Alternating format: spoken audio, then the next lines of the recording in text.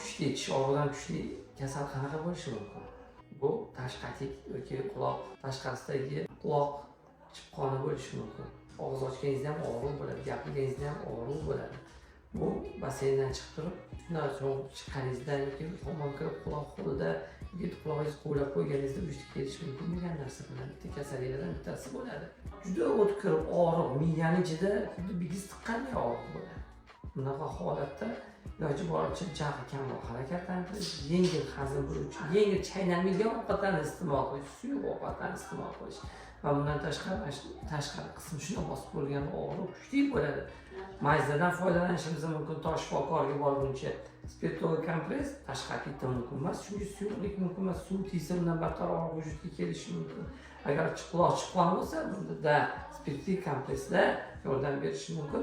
Og'riq qoldiruvchi dori vositalari to shifokorga borguncha tavsiya qilingan bo'lardi. Shunda bo'lsa ham o'zingizlarni ehtiyot qilinglar. Demak, hammomga yoki vannaga, dushga kirgandan keyin obdon quloq qurimaguncha, quloqning ichi qurimaguncha ko'chaga chiqmaslikni tavsiya qilgan bo'lardim. Bu yallig'lanish vujudga kelmasligi uchun va quloqni juda haddan tashqari ko'p ko'rash ham bu ham yomon odatlardan bittasiga kiradi.